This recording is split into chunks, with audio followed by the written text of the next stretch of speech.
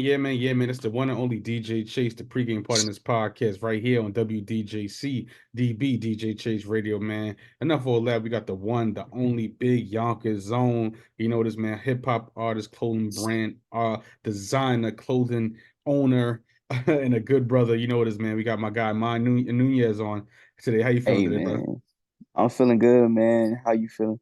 I'm good, man. Just sitting here, prepping, starting the day off, right?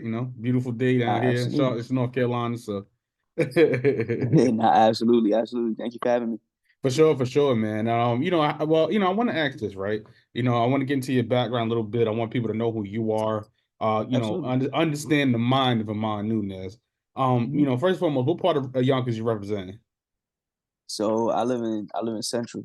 That's the section that I'm at. But I went to school in the north side of Yonkers. So Yeah, yeah. yeah, that's really the two that I really be claiming and all that. Copy, man. For Yeah. real. All right, I gotta ask this question, man. I used to be Mhm. in Glenwood. I used to be in Revere all the time. What you got, Mhm. Yonkers? You got a Getty Square or Cross County? What you got? Well, I'm gonna have to say for me, because like I said, I went to school with like really close to Getty Square, but I live my majority of my life near Cross County, so I'd rather be at Cross County, bro. I'm not gonna hold you. Got you for sure, man. And no, growing up in Yonkers, you know what I'm saying? Like I said, it's fun. It's like a suburb mixed with the hood a little bit. You know what I'm saying? Yeah, And, absolutely, growing up 100%. growing up in Yonkers, how did that develop you? Like, you know, I had some fun times in Yonkers. Like, how did you grow up in Yonkers, and how did it affect you growing up? Honestly, it was. I think it was good to, but something about my life that I was always uh fortunate and blessed about was to be able to get best of both worlds, to just see Mm, how both sides could be, to be able to understand it and just be appreciative of the lifestyle that I have.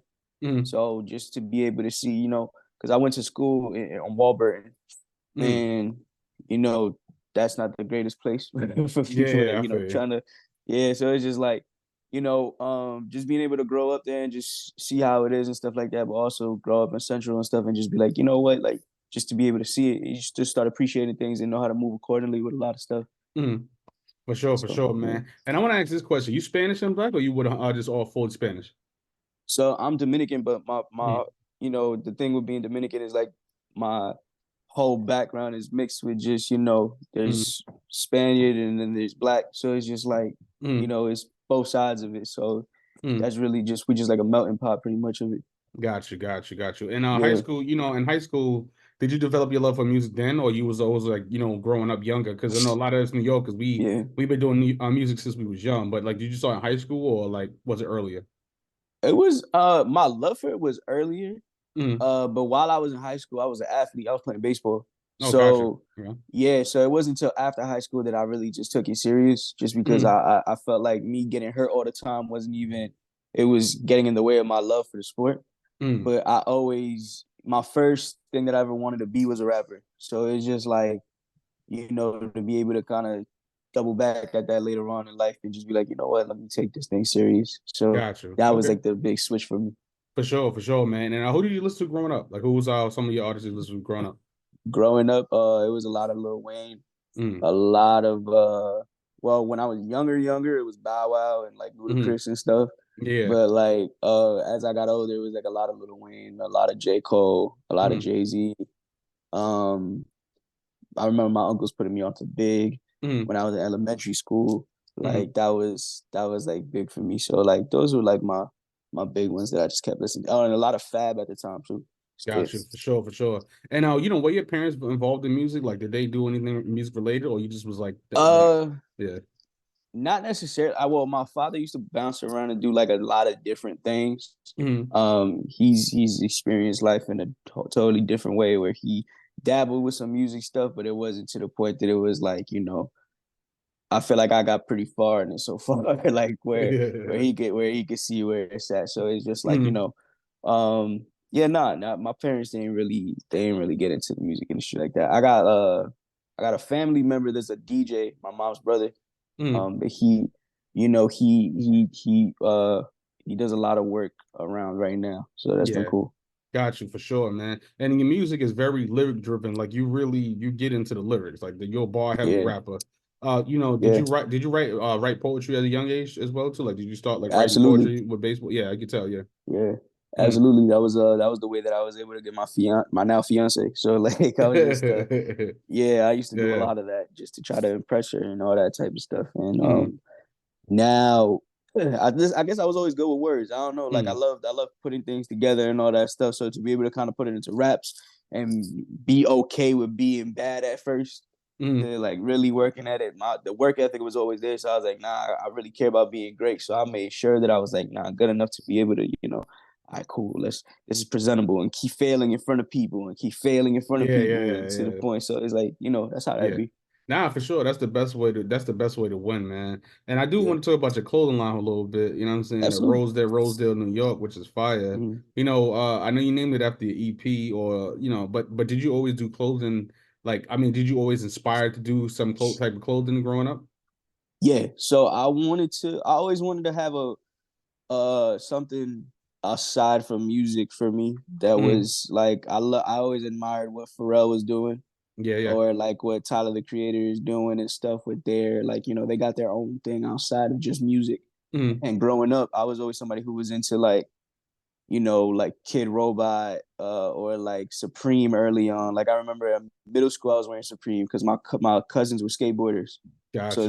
they would put me on to Early all of this Supreme, stuff. yeah, yeah. Yeah, like all of Mm, that type of stuff for like 10 Deep and like, mm.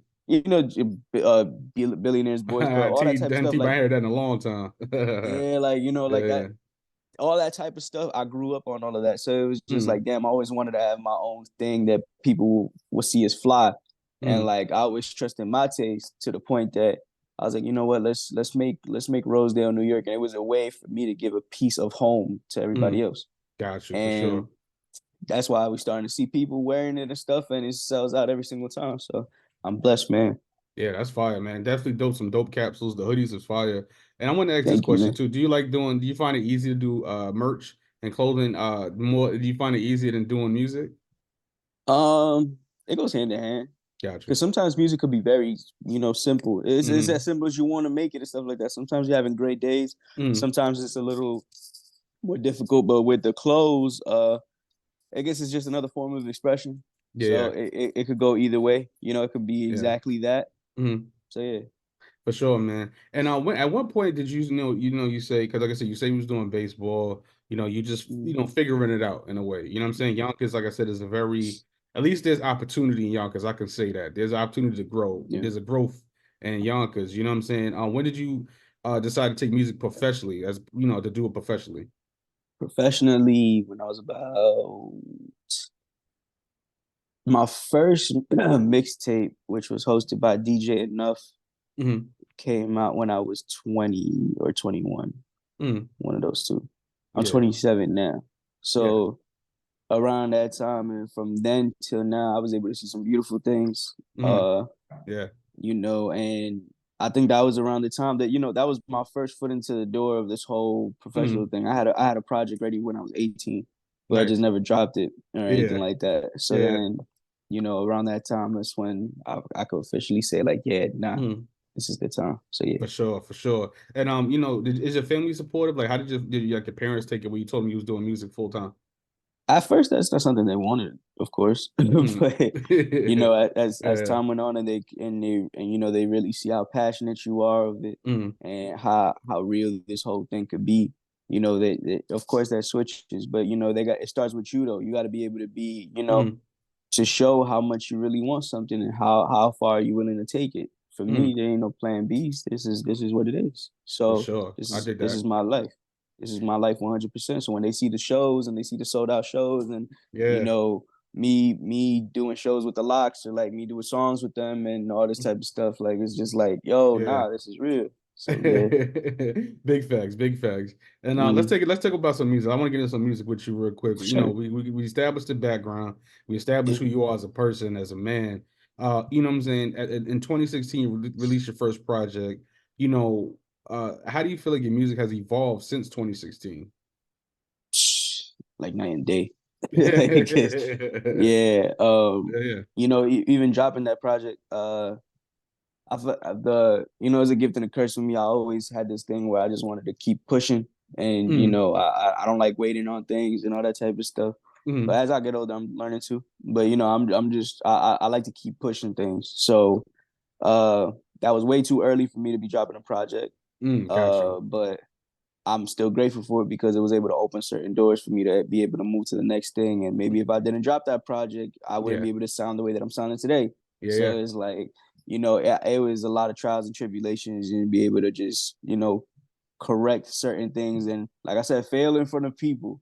Well, in my eyes of it, Failing, of just but that's like, just I say that's practicing in real time. No, that's not failing. It's yeah, practicing in yeah, real there time. we go. Practicing in real time. That's the perfect way to say it. Mm, Because it's just like, they get to see you grow and you gotta have enough courage to be able to just go through that. mm, So yeah. yeah. Yeah, man. Like I said, you performed in a lot of different places and a lot of different venues. Where has been your favorite place to perform? So my favorite places, well, we'll start with venues, Baby's All Right in Brooklyn and Mm, Irving Plaza downtown. mm, Just because those were always on my list, and then to be able to kind of experience it in person, it was just like, yo, nah, this is exactly what I felt that it would be. And mm. then state wise, I would have to say Connecticut and New Orleans, just because in Connecticut they just get they there for a good time. Yeah. So and New Orleans, it was dope because it was just like I think that was the first time somebody ever came up to me after the show to like fan out and take a picture with me because Oh wow. Okay. they saw me walking in the hotel and stuff, Yeah, and it yeah, was just like, damn, I was able to leave that type of thing with them. Like that's dope. So yeah. yeah. For sure, for sure. And Mm. I want to ask this, man. The newest EP, Rosedale EP. Yeah. You know what I'm saying? Like, for one, what's the background of that? What's the title? Like, how did you come up with the title? So Rosedale is a street I grew up on. Gotcha. uh that's a street I grew up on, so it was just like, all right, cool, this is, if this is gonna be the home album, let me do it in a way of just like, let me make it a little bit more personal where I'm at right now. Mm, And that was what I wanted to represent as much as possible. mm, Now, I love that project so much. It's probably my favorite. mm. But I didn't enjoy making it.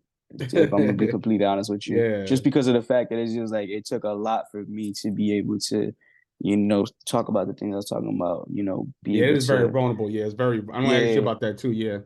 yeah, like make the music that I was making with it and all that. And I was challenging myself too. I wanted to make a lot more different type of things, like a lot more R&B music in it, and Mm, just be able to, even all the features are just all women. Like mm, I wanted to just get something different and just have a good time with it, but yeah. uh, I didn't have a good time making it, but it sounds great. So like, For yeah, sure. I know. I definitely gonna ask that. That was my next question too. You know what I'm saying? The project is very mood driven. Like that was yeah, deliberate. Yeah, that was deliberate, right?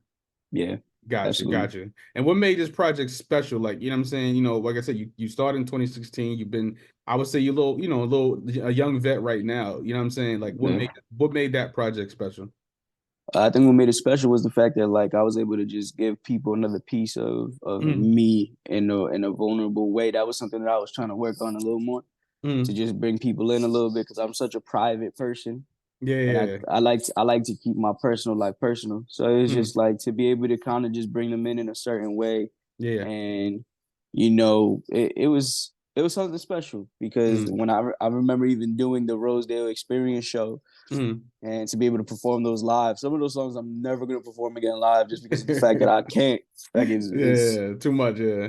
yeah. So it's like, uh, but yeah, I don't know. It's a very special project to me, and I'm so happy we finally got to make it.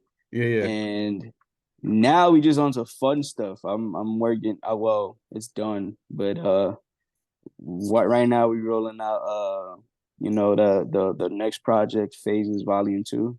Got it. Okay. um, yeah, we did last project. It's a sequel to Phases Volume 1 that we did during COVID. Mm, And it was a lo-fi project mm, that you get, just rapping with friends and stuff like that. mm. So now, Phases Volume 2 is a whole different feeling. It's a Yeah, lot of like in your face music, and I wanted to yeah. make something completely opposite of Rosedale. So Yeah, well, that's why we here because I got time today. You know what I'm saying? yes, The sir. video is fire. I want Thank to you, talk man. about that, man. How did that song come about? It sounded you like Yeah, getting a lot off your chest right there. How did that song come yeah. about?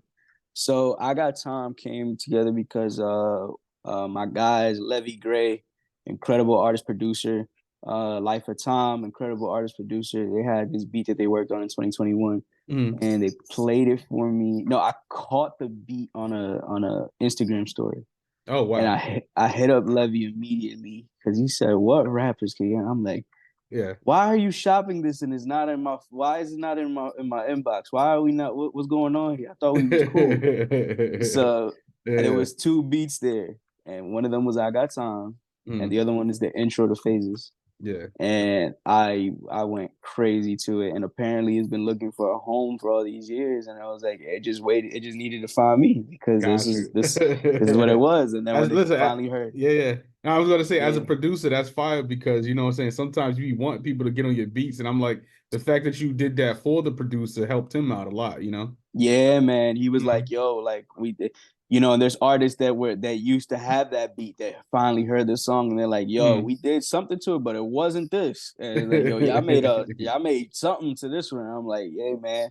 It Yeah, just needed to find the right home and it's here. So yeah. You killed it. You did a damn good job on that record. You know what I'm saying? nah, And I appreciate that. yeah? Who came up with the video treatment? That's all you, like your videos. Oh, for the So video with for I Got Time. Excuse me. Did you come up with the treatment for that? So this was a mixture of my boy Dre Hartwell Mm, and my boy Isaiah Sosa. So pretty much what we do is we will storyboard all these like different mm, ideas and effects of stuff, and usually we have a lot of like conceptual things. But mm. this time around, we wanted to just make the video visually pleasing. Yeah, yeah. So we wanted to have fun and go with the visually pleasing part of it. So we just had a bunch of edits that we were really big Mm, fans of, and mm, we're like, yo, we could emulate this, but let's do it our way and all this stuff, and just keep, and we'll go off the whim as we continue to lock these things in. So mm. that's what that was, and then Dre just took it up a notch and just edited the hell out of that video. Like he Yeah. he he went Uh, crazy. yeah. So, Now the so video definitely sells the song, you know what I'm saying? Like, and that's what I tell a appreciate lot it. of artists too, you know what I'm saying? You can tell like you're a complete artist. And one of my last questions before we get out of here is this. I Yeah. ask this too, like, you've accomplished so much on your own as independent. You did the Street Fighter soundtrack with Buddha and Grands, my guys. You got the Thank song you, with Dizzy man. Bango. You got, you know what I'm saying? You working, you feel me? Yeah. You've accomplished a lot on your own. Do you feel like you want to get signed at this point or you want to just like keep to see how far you can go? Um, I'm in the middle of that, honestly. It's like more of like I Mm, wanna if it makes sense, I would definitely sign. If it makes mm, sense though. Because a mm. lot of times people just sign it just to sign, and I'm not one of those people. I know the Um, office. I know the office is definitely out there. yeah, there has been. There has Mm, been. mm, I would sign when it makes sense. But in a perfect world, if I could do mm. this completely independent with a bunch of, getting a lot of money from it and all that stuff, then I would go this route. Got you. I feel like Okay. there's a lot more freedom to it and stuff that I appreciate a lot. Mm. Yeah, yeah. And and in my very last question, I always ask this before we get out of here, is once again, it's so many people that reach out to me for different uh concerns or like misunderstandings about the music business. What advice do you have for anyone trying to get into the music business today from what you've learned? Man, my biggest thing is really learn the music business. That's the biggest thing. A lot of Yeah, people just I see online all the time, like people freely talk about things that they know nothing nothing about, about. Yeah, yeah, yeah. I and say that all the time. it's like yo like I can see like I can even see like a marketing thing like from a mile away, and people eat it up like so easily and stuff. It's just like yo, there's so much in this industry that you need to know. Like it's not just put your stuff on Distrokid and then just see the money there. Nah, go to ASCAP, go to Sound Exchange, go like use these platforms, like, and Yeah, really really like get your money, bro. Like learn the ins and outs of this thing, because the more you know, the more people can't play with you. yeah. So that's my advice. You know this man, my guy, Iman Nunez. I'm saying it right, Nunez, right? Yes, Yeah, yes, yes. I'm a Yonkers zone, Iman Nunez, fashion designer, artist, dope artist, man. I love the music. I'm a big fan of your style of Thank rap you, is man. is is my is my game. You know what I'm saying? Shout out Thank to you, bro. Legion Media Group for having us, man. Tell people where can I mean, if they don't know where they can find you, but tell the people where can they find you. Yeah, y'all can follow me at Iman Nunez, IMANNUNEZ, on all platforms. You can search on my music, YouTube, Tidal, Apple, Spotify, whatever you use, man. Like that's everything there. Like straight to the point. You know what this man is DJ Chase, the pregame part of his podcast right here on WDJCDB, DJ Chase Radio. Get that DJ Chase Radio merch, Spotify podcast, Apple Podcasts, YouTube, DJ Chase TV. Yeah.